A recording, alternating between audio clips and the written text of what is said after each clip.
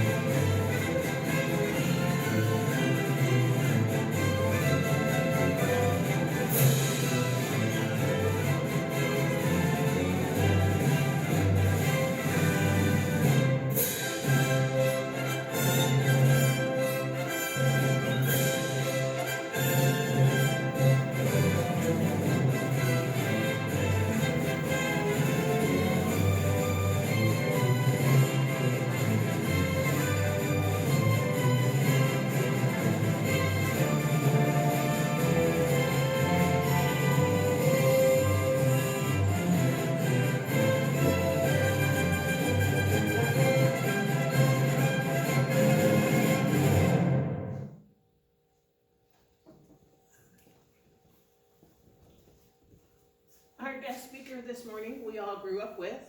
I would like to introduce retired Commander Cindy McDermott of the U.S. Navy. Thank you, Donna.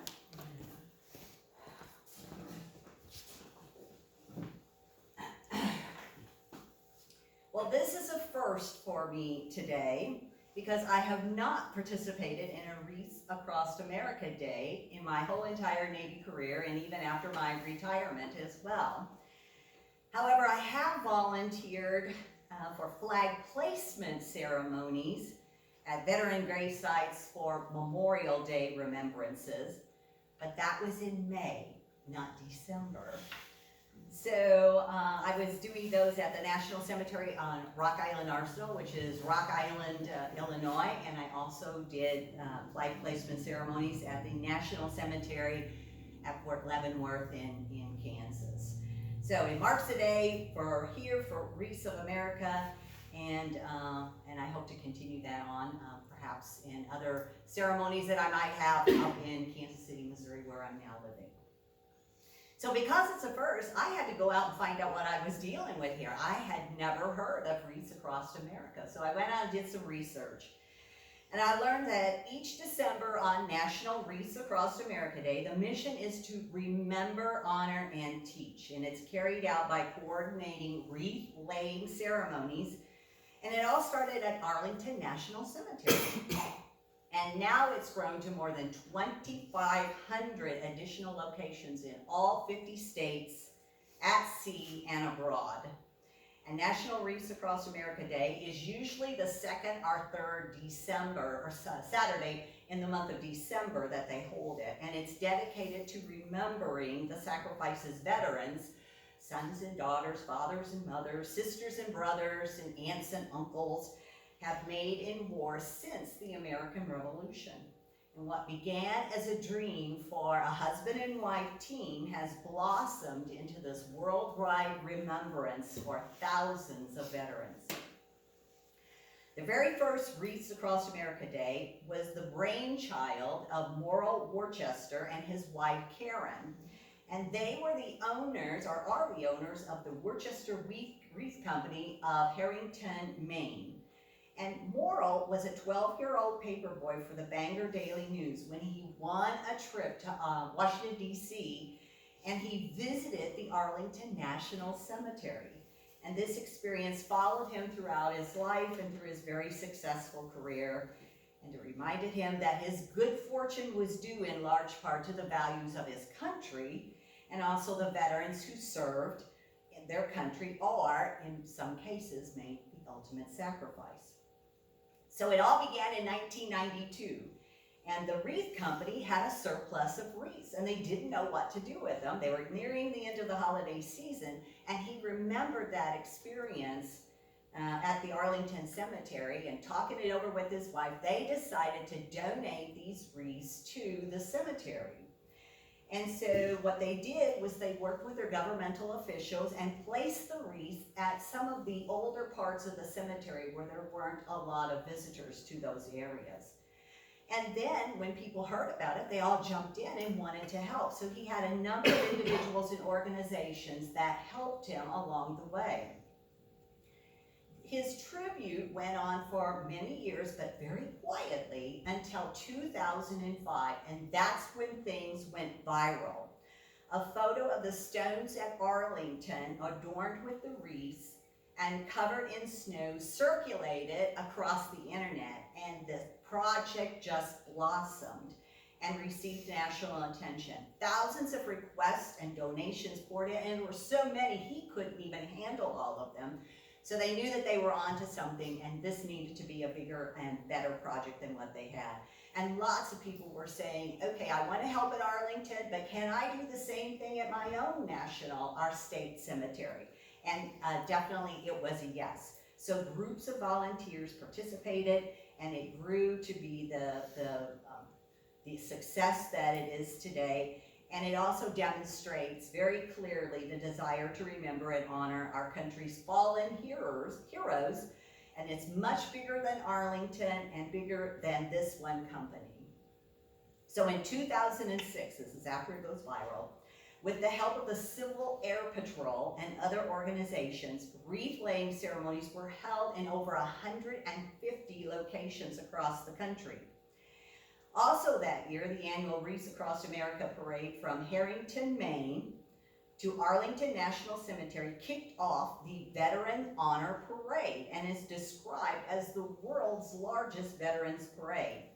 And the Patriot Guard riders on their motorcycles have volunteered ever since that beginning as an escort for the wreaths going to Arlington.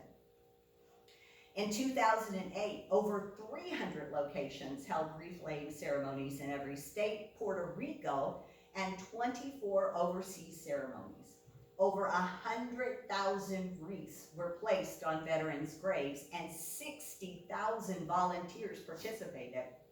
And that year, December 13th, 2008, was unanimously voted by the Congress as Wreaths Across America Day. In 2012, that marked the year when the 1 millionth wreath was laid at Arlington National Cemetery.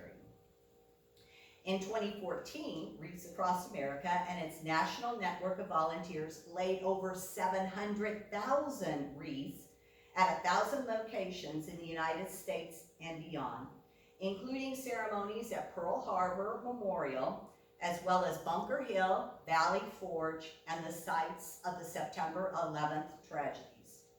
This was accomplished with help from over 2,000 sponsorship groups, corporate contributions, donations of trucking, shipping, and thousands of helping hands. And the organization's goal of covering Arlington National Cemetery was met that year with the placement of 226,525 wreaths.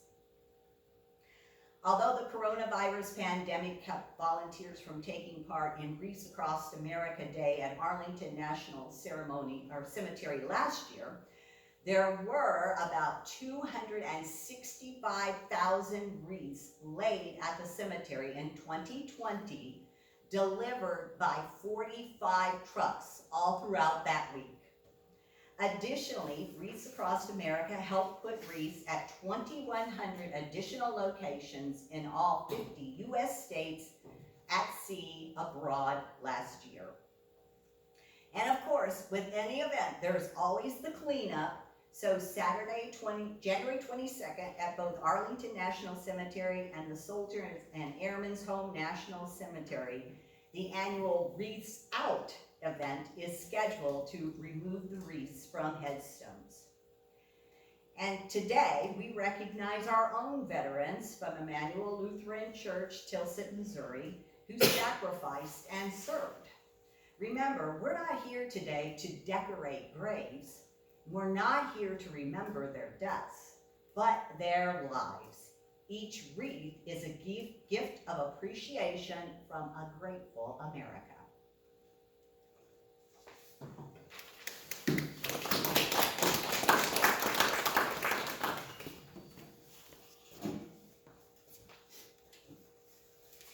On our cemeteries, we have 22 veterans, 8 in the old who date back to the Civil War, and 14 on the new who go up to Korea and all the way back to World War I. We have 9 veterans who are buried in other cemeteries, whether it be Old City in Jackson, Russell Heights, the Veterans Cemetery at Bloomfield, or Pastor Reeder in Chicago. So we honor them all today. In a few moments, we'll go outside in the cold and put the wreaths on. I have tags for each wreath, and it's marked with the veteran's name, their grave spot, and in which cemetery they're buried, to hopefully make it easier for those who will help place the wreaths. We have one last song, and then we're finished to do that.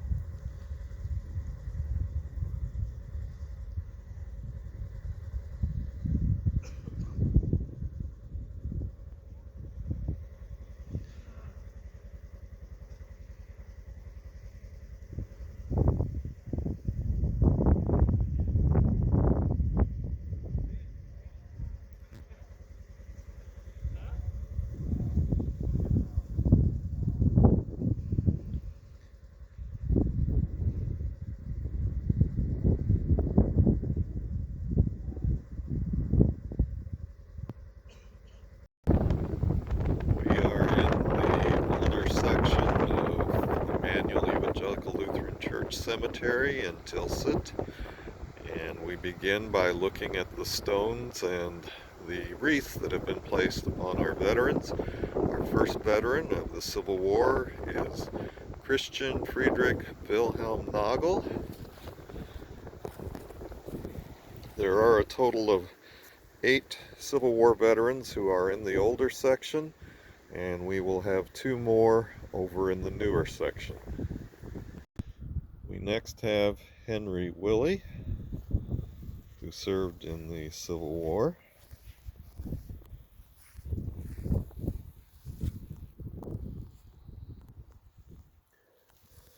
Then we move on, and we have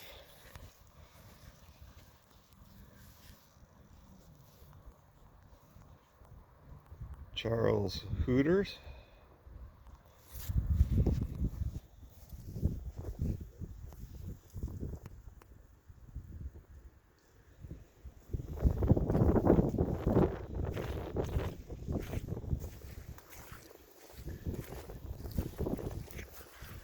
And we have Henry Hounschild.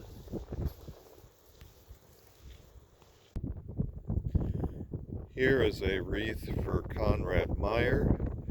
We do not presently have a stone, but we are in the process of trying to get a stone for him.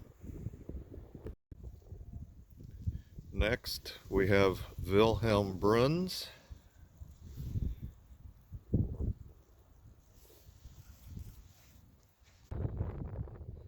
We next have Wilhelm Fliege.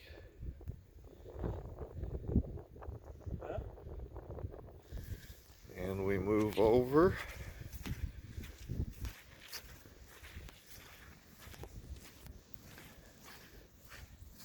And we have Ferdinand Lange. This concludes our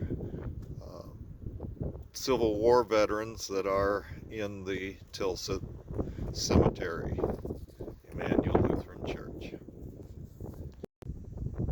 We have moved to the new section where we have our 2 remaining Civil War veterans.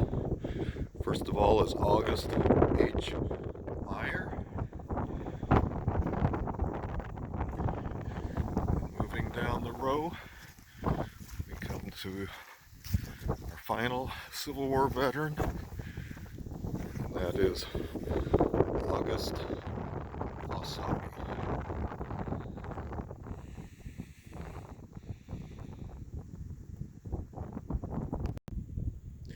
We now move on to look at our veterans of World War I. We first have August Lewis Best. We move down the row. And we have Hugo Henry Sebastian.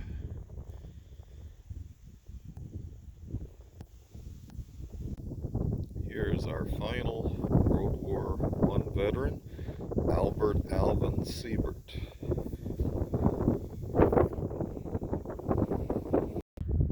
We continue by looking at our World War II veterans. We have Wilbert W. Lose.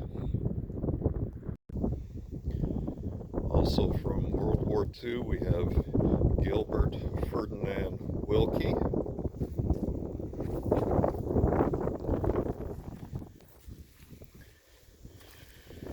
And Hubert Theodore Sebastian.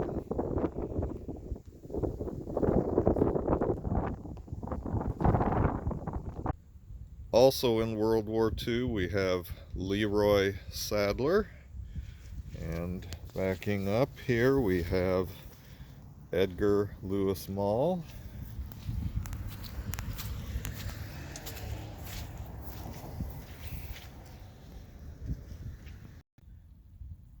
We now move on to the Korean conflict, and we have Albert L. Mall. And moving down over here, we have Roy W. Golson.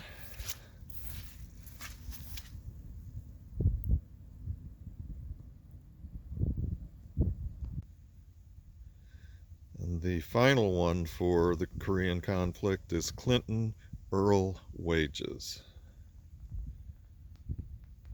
Our final veteran is John Edward Siebert, and he served in the National Guard.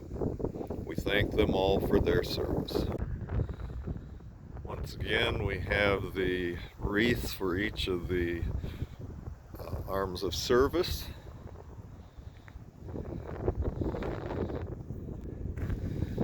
We have the U.S. Army. Sorry.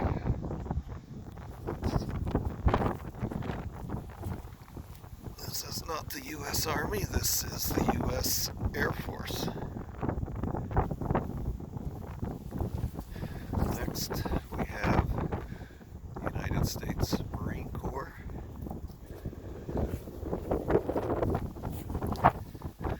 Next is the United States Space Force.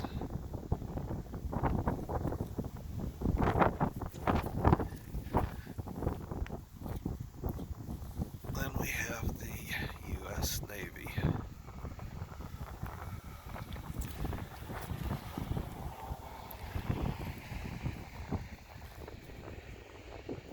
We have next the Coast Guard. This is the United States Army.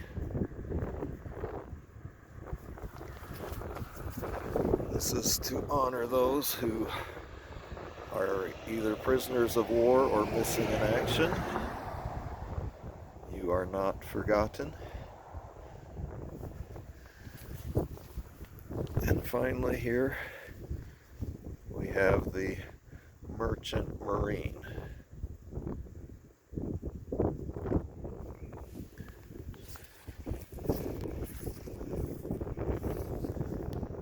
We thank all of our veterans who have served our country.